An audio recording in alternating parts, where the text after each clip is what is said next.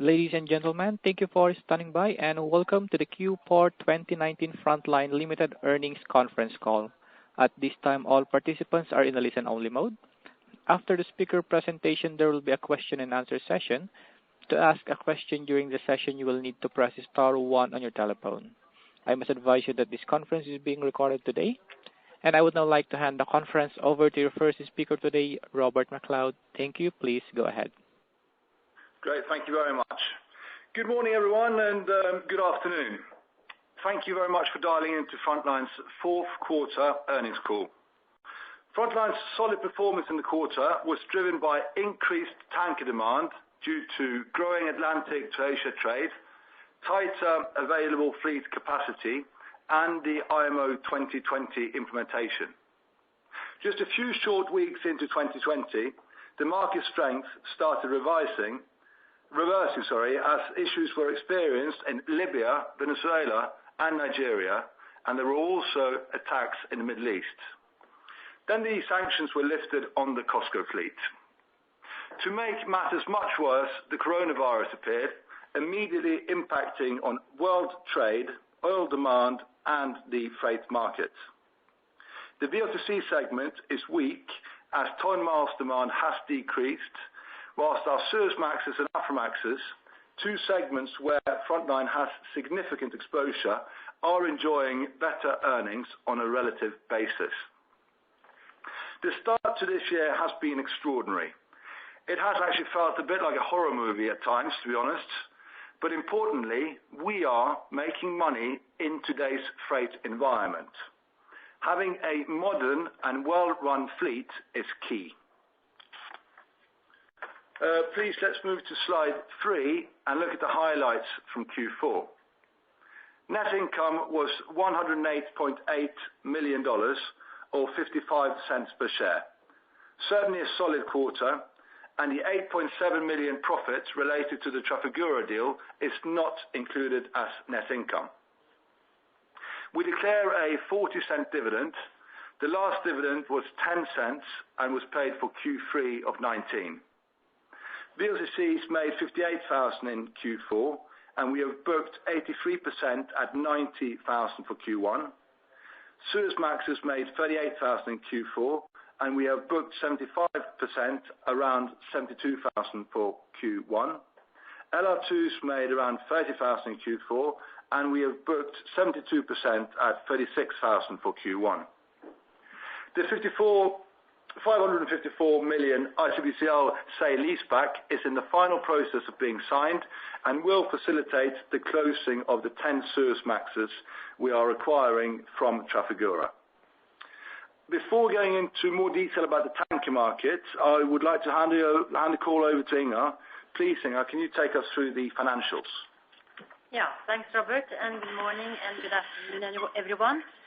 Let's then turn to slide 4 and look at income statement. Frontline achieved total operating revenues net of voyage expenses of $224 million, and EBITDA adjusted for certain non-cash items of $163 million in the fourth quarter of 2019. Frontline reports a net income of $108.8 billion, equivalent to 55 cents per share, and a net income adjusted for certain non-cash items of $106.9 million, equivalent to 54 cents per share in the fourth quarter. The net income in the fourth quarter excludes the $8.7 million of net cash received and accrued profit share in relation to the 5 charter in and charter out agreements with Trafigura that have been treated instead as a reduction of the acquisition cost of the vessels. Non-cash items this quarter consisted of $0.8 million unrealized gain on marketable securities, a $1.1 million loss related to our interest in FMSI, and also a $2.2 million gain on derivatives. The fourth quarter shows an increase of $120 million against adjusted EBITDA of $43 million, and an increase of $160.9 million against adjusted net loss of $10 million in the third quarter of 2019. The increase in net income in the fourth quarter is explained by an increase in result on time charter basis due to the higher reported TCE rates in the fourth quarter compared to the third quarter. Let's then look at the balance sheet, slide 5. The main changes to the balance sheet as of the end of December 2019 compared with September 30th in 2019 relate to first an increase in cash and cash equivalents of $68 million, which is the net effect of capex payment, repayment of debt, drawdown of debt, cash flow from operations, and proceeds from issuance of shares on the ATM program. An increase in other current assets of $62 million, explained by increase in receivables and inventories. An increase in short-term part of long-term debt of $310 million related to the debt maturity of the $500.1 million facility in December 2020, which is expected to be refinanced. An increase in equity of $130 million, mainly due to the net income for the quarter, share issuance in relation to the ATM program, offset by cash dividends. As of December 31st, Frontline has $343 million in cash and cash equivalents, including undrawn amounts under our unsecured loan facility, marketable securities, and minimum cash requirements. Our remaining new building capex requirements as of December 31st amounted to $302 million related to one Suezmax tanker and one VLCC, which are both expected to be delivered in May 2020, and 4 LR2 tankers, which are expected to be delivered in January, March, and October 2021, and January 22, respectively. We estimate approximately $234 million in debt capacity for these new builds. As Robert said, we are in the final process of signing the $554 million sale and leaseback agreement with ICBCL to finance the cash amount payable upon closing of the 10 Suezmax tankers on March 16, 2020. The lease financing has a tenor of 7 years, carries an interest rate of LIBOR plus a margin of 230 basis points, has an amortization profile of 17.8 years, and includes purchase options for Frontline throughout the period with a purchase obligation at the end of the term. In November 2019, the company signed a senior secured term loan facility with Credit Suisse for an amount of up to $42.9 million to part finance the Suezmax tanker resale under construction at Hyundai. The facility matures 5 years after delivery, carries an interest rate of LIBOR plus a margin of 190 basis points, and has an amortization profile of 18 years. Now, in February 2020, we obtained a commitment from Crédit Agricole for a senior secured terminal facility in an amount of $62.5 million to part finance the VLCC resale. The facility, which is subject to final documentation, will mature 5 years after delivery date, carries an interest rate of LIBOR plus a margin of 190 basis points, and has an amortization profile of 18 years.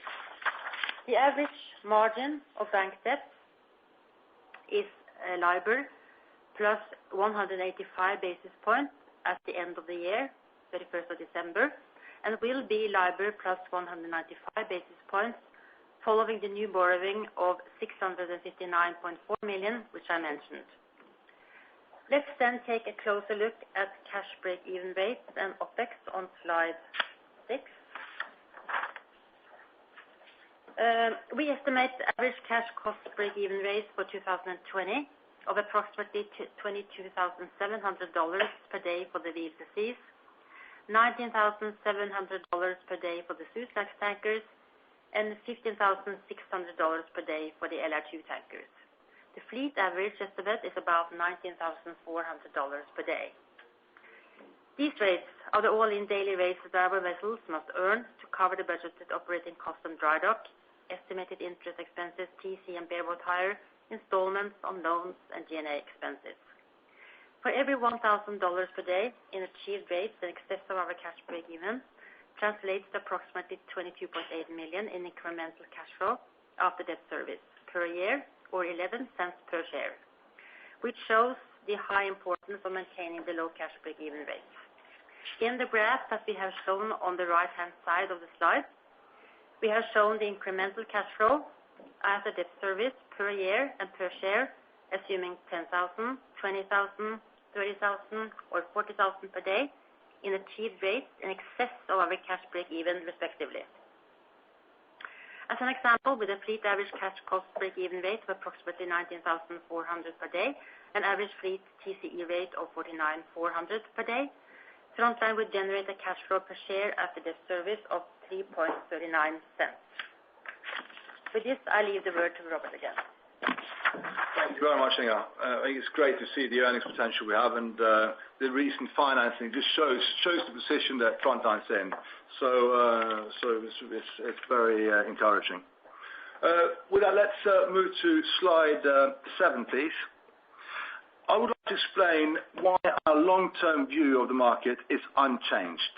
But let's talk about the virus first. The negative market effect created by the coronavirus is certainly strong and has hit oil demand head-on. The impact on demand will play out over time, and forecasts are very varied. We believe that demand will return and increase in 2020 year over year, as we see the current situation as temporary rather than permanent. But we are obviously not in a position to predict when things will turn, but we are cautiously optimistic that the virus will be contained sooner rather than later. Once this happens, we are hopeful that we will return to a market where oil demand is healthy, US Gulf to Asia volumes continue to increase, IMO 2020 plays an important role, the fleet growth continues to slow, sentiment, as we all know, is a strong tool. It is extremely negative now, but it will turn. Next, please. Global fleet capacity growth is slowing. Fleet growth is an important driver of long-term earnings in the tanker sector, and investors have repeatedly been disappointed in the past as over-ordering quickly destroys up cycles. There are currently virtually no tanker orders being placed, and while this can quickly change, the last time we saw the order book at present levels was back in 1997. We expect vessel off-hire to have a material impact on fleet capacity this year, as it did in 2019. There are 137 VLCCs, or 17% of the fleet, due for dry dock in 2020. For Suezmaxes, the number is 109, or more than 20% of the fleet. Importantly, any off-hire related to scrubber installations is not included in this number. Dry dockings cannot be postponed, and global shipyards entered 2020 with the busiest schedule seen since 2007. The shipyards are even more stretched now due to the coronavirus, lacking workers and supplies. This is bound to have a very positive effect on supply throughout 2020 and probably also into 2021.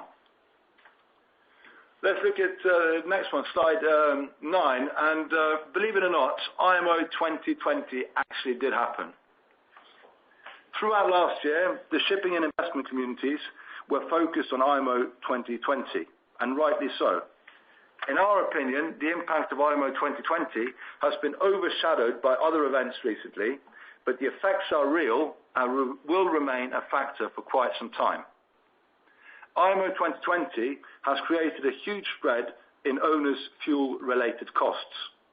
As an example, a modern VLCC with a scrubber will be earning $30,000 a day at the same time as a large portion of the VLCC fleet will earn around their daily operating expenses. Frontline, as you know, has a very modern fleet with an average age of around 4 years, giving us a tremendous advantage in the current fuel price environment. And as I mentioned earlier on in the call in the introduction, we are at current rates still running at a profit. In conclusion, slide 10 please. The company's potential in strong markets has been demonstrated in the fourth quarter results and through first quarter guidance. Frontline's position in the market is unquestionable, and the fleet is the best we've ever had. Our break-even levels are also at historically low levels. But for now, the market headwinds remain strong, and we do not foresee any significant improvements until the virus has been contained. However, when the virus is contained and the negative headlines subside, the tanker market could well re-enter the strong earnings environment we entered in the fall of 2019. With that, operator, I would like to turn over to questions, please.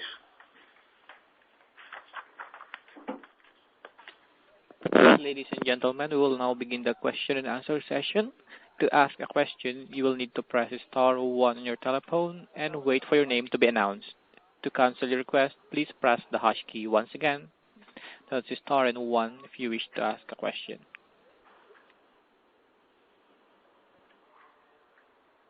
We have questions coming in. The first question comes from the line of John Chappell from Evercore. Your line is now open. Thank you. Good afternoon, Robert, Inger. Good afternoon. Robert, first question, you mentioned both in the presentation and in the earnings release that just given the uncertainty today and despite the long-term favorable outlook, you're being cautious. So I assume cautious means not buying any new ships, even though the market may bring asset values back a little bit. But how does that translate then into the dividend policy? It looks like about a 75% payout ratio for 4Q. The 1Q to date rates are even stronger, understanding that there's going to be a tail off for the remainder. Do you think that the board becomes much more conservative with the payout just until there's a little bit more clarity on the demand side, or would you expect a similar type payout off the first quarter results? In terms of being cautious, I think to take that first, I think cautious also means that we're extremely prudent in what we do on the chartering side. We're extremely focused on the running the company as best we can. Obviously, what we do on the day-to-day fixing is extremely important. So we are laser focused when it comes to that. You can see how we started 2020. And unfortunately, with the very high quality fleet, we are still running in the black. In terms of the dividend, you did see that we paid the 10 cents in Q3 despite the loss in the quarter, and we followed up with the 40 cents for Q4 today.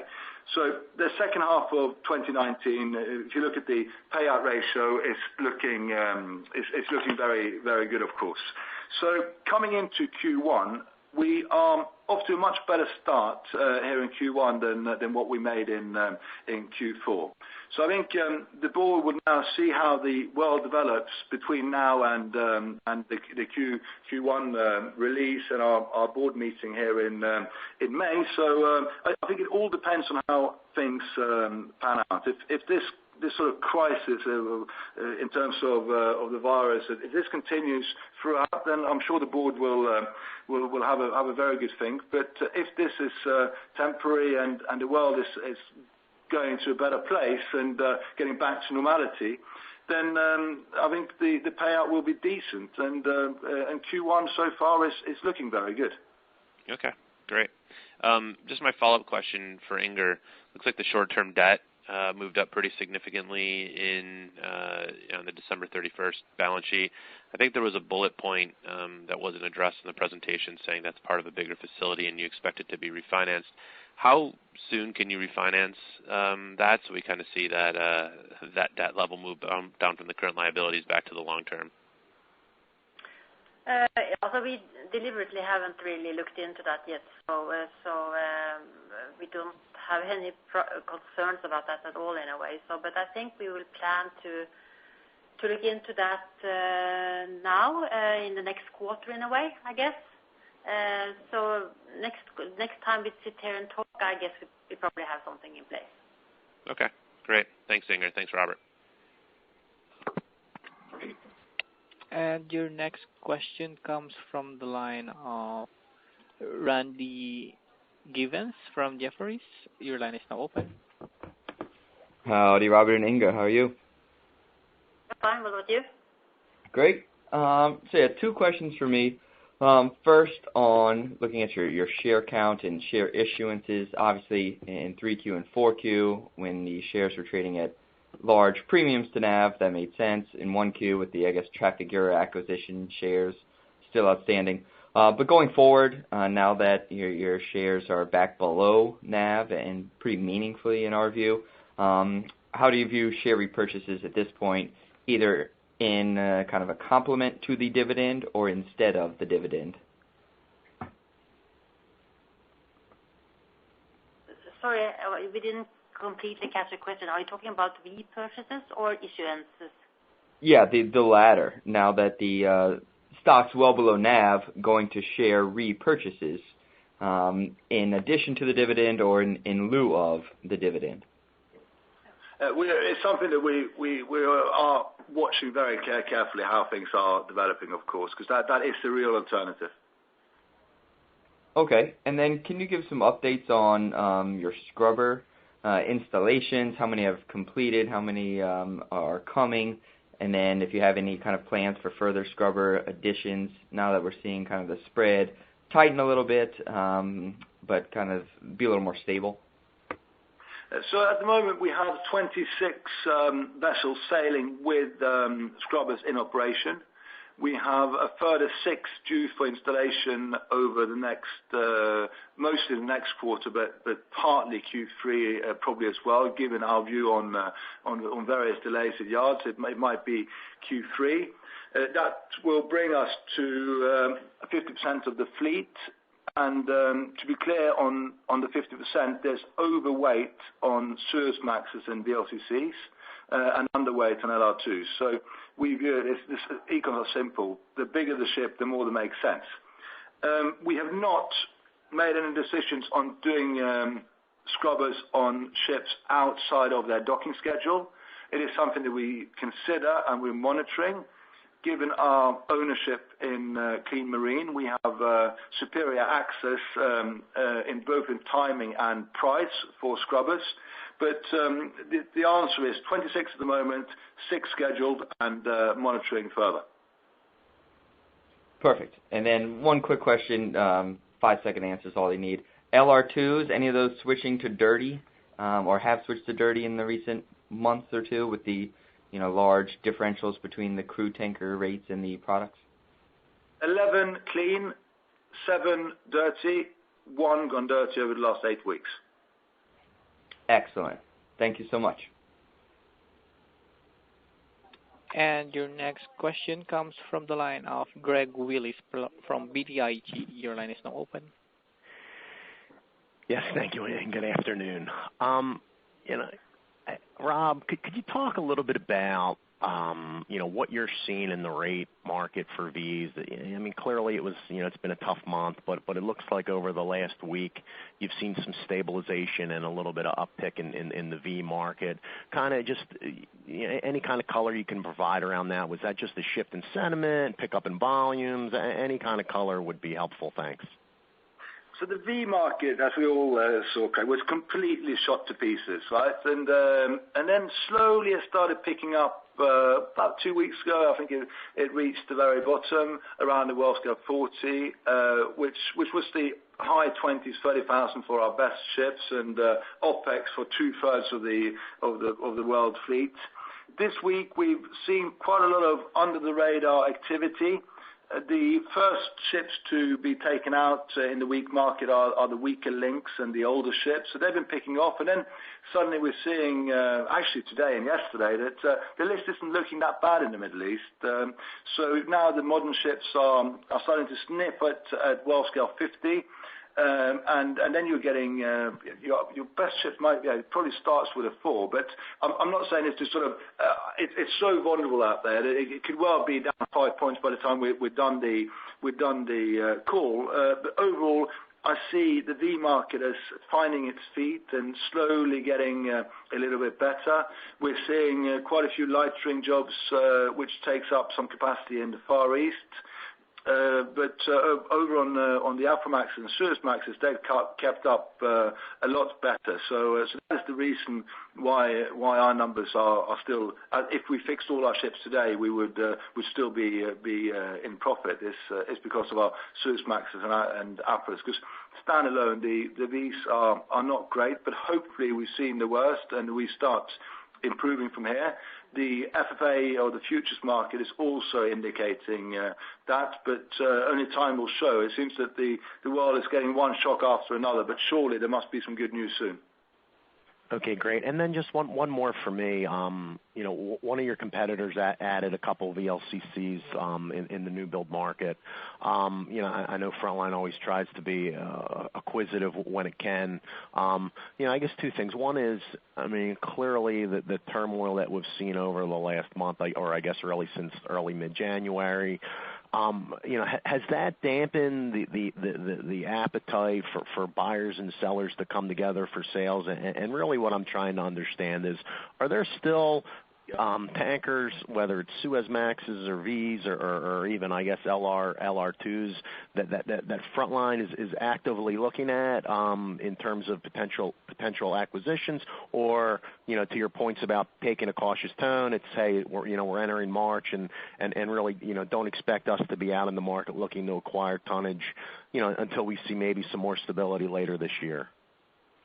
We're always monitoring, and as I said earlier, short term we're very cautious. So we're probably more on the sideline now than we were, or we are more on the sideline than we were a month or two ago. But if the right deal is out there, then we're still there. I think our long-term view is very clear. We think this is we don't think this is a permanent. It's a temporary situation.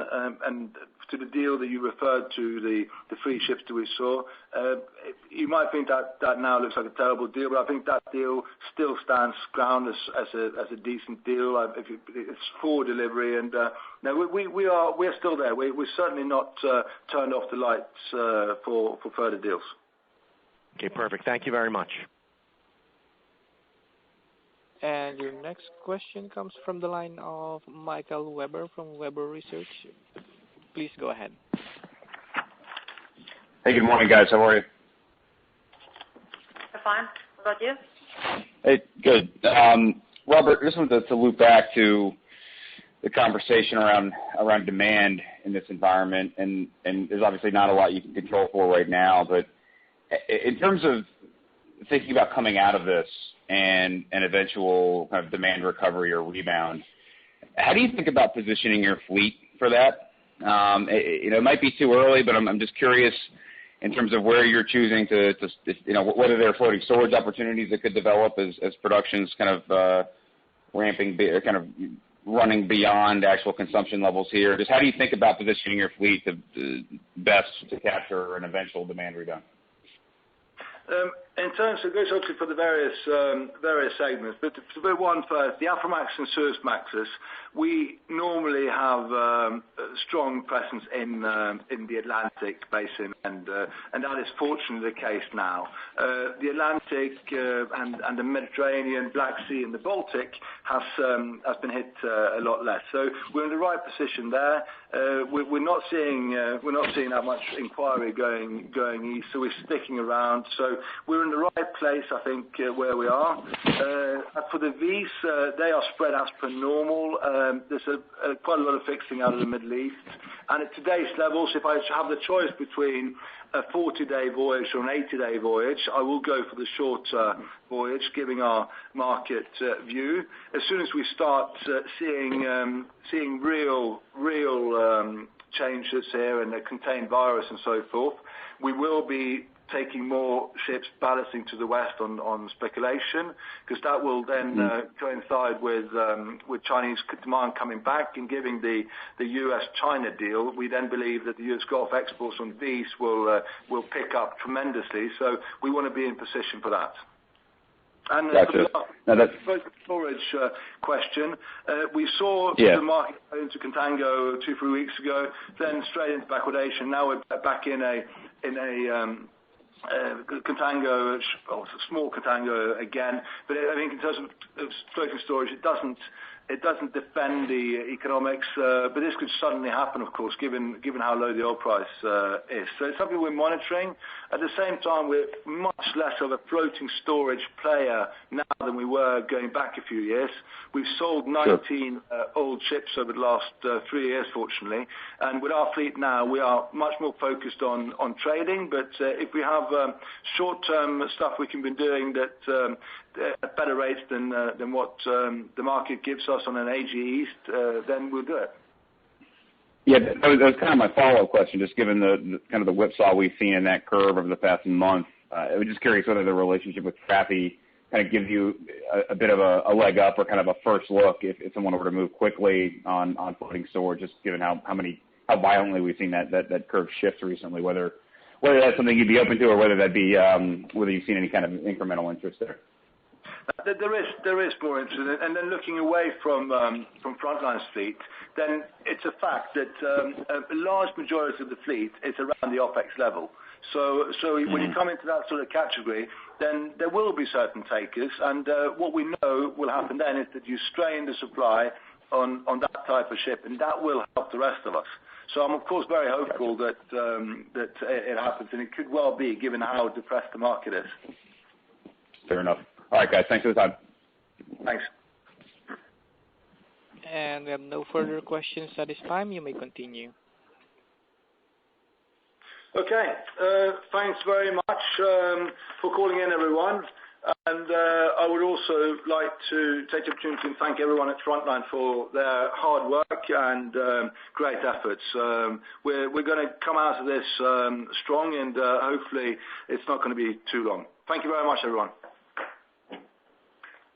And this concludes our conference for today. Thank you all for participating. You may all disconnect.